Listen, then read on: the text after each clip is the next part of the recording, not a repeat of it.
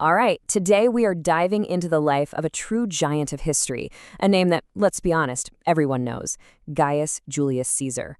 We're going to look at his incredible rise, his absolute rule, and, of course, his very bloody fall. So, why is that? How is it that after 2,000 years, his name is still basically a synonym for greatness? Well, to figure that out, we've got to dig into the ambition, the conquest, and, yeah, the betrayal that created this legend and literally changed the course of the world. So let's start at the beginning. And Caesar's story, believe it or not, doesn't start with glory. It starts with a crisis. He was born in 100 BC, and his childhood, it was completely shaped by a brutal, brutal Roman civil war.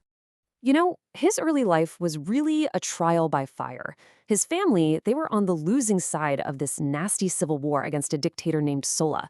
So to survive, what does a young Caesar have to do? He has to flee Rome and join the army. It was basically his only way out.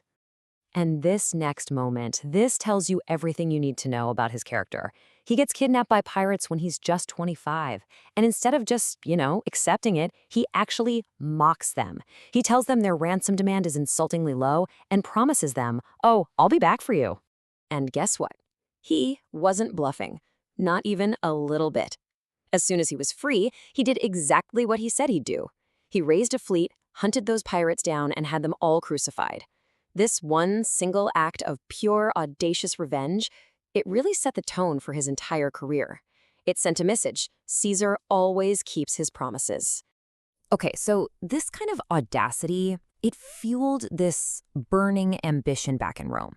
There's this famous story about him, right? He's standing in front of a statue of Alexander the Great, and he just starts weeping. Why? Because at 33 years old, he felt like a total failure. He'd achieved nothing, he thought, compared to Alexander, who'd already conquered this massive empire. That feeling, that sense of being behind, that's what fueled his relentless drive to build his own legacy. So to climb that political ladder in Rome, Caesar does something brilliant. He engineers this powerful but totally unofficial alliance. Now, you have to understand, this was revolutionary. Roman politics was supposed to be all about public institutions, not these backroom deals. But this first triumvirate brought together the insane wealth of Crassus, the military muscle of General Pompey, and his own raw political ambition. They were effectively running the Republic from the shadows. His big break, his huge opportunity, came when he got command of legions in Gaul, what we'd call France today. And instead of just charging in, he uses this incredibly smart divide-and-conquer strategy. He basically turns the Gauls' own internal conflicts against them, to his advantage. The whole Gallic campaign really came to a head at the epic siege of Alesia.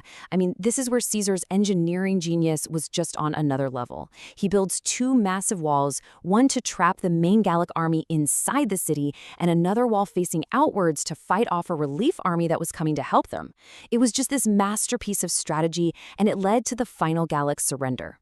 But all this incredible success, it started breeding jealousy and a whole lot of fear back in Rome.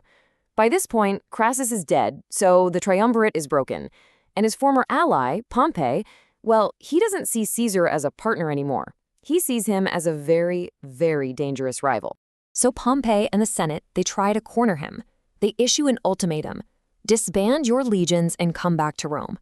Now, this wasn't just a political command. For Caesar, this was a direct attack on his dignitas, his honor, his public standing. He knew it was a total trap. Going back to Rome without his loyal army meant political ruin, and almost certainly it meant his death. So, in 49 BC, he makes the decision that will change everything.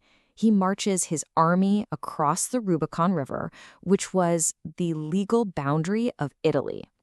By doing this, he was effectively declaring civil war on his own country. With that single act, he famously said, "The die is cast." There was absolutely no turning back.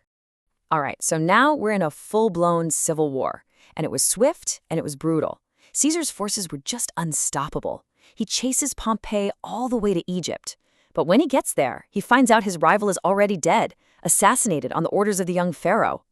Now, Caesar was apparently enraged by this. The cowardly murder of a Roman consul, that was a big deal. He decides to get involved in Egypt's own civil war. And in the process, he ends up siding with the incredibly charismatic Cleopatra. And that Right there is the beginning of a legendary alliance and romance. After wrapping things up in Egypt, he heads off to the Middle East, wins another lightning-fast victory, and sends maybe the most famous three-word message in history back to Rome: Vini, Vidi, Vici. I came, I saw, I conquered. Just a perfect testament to his unstoppable momentum. So when he finally gets back to Rome, his power is just absolute. He's made dictator perpetuus, dictator for life. He was basically a king in everything but name. And for a republic that was founded on the idea of avoiding kings, this move, well, it sealed his fate. You can imagine how this went over. This supreme, unchecked authority absolutely terrified many in the Senate.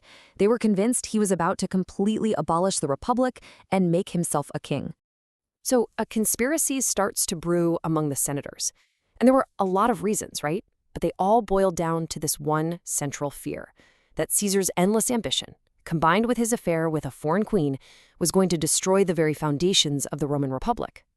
And then, on the Ides of March, that's March 15th, 44 BC, the conspiracy strikes. A group of senators surround him, pulling out daggers they'd hidden in their togas. And the truly tragic part? Among them were men he had personally pardoned, and even Marcus Brutus, a man he treated like a son. In the end, he was stabbed 23 times. Now, the conspirators, they thought they were heroes. They believed they just saved the Republic. But they completely misjudged the people. Caesar's death didn't lead to celebration. It sparked a massive popular uprising. And in that power vacuum they created, a new player emerges. Caesar's will is read, and it names his heir, his 18-year-old great-nephew, Octavian. And this kid, he skillfully outmaneuvers everyone. In the ultimate twist of irony, he would finish what Caesar started and become Augustus, Rome's very first emperor. And that is how Caesar achieved a kind of immortality. The republic he was accused of destroying, it never came back. Instead, his very name, Caesar, became the actual title for the emperors who would rule for centuries to come. It became a synonym for absolute power. So his life forces us to ask this fundamental question. Was he a visionary hero who brought order out of chaos? Or was he a ruthless tyrant who tore down a republic for his own personal glory? Honestly, it's a debate that still rages on to this very day.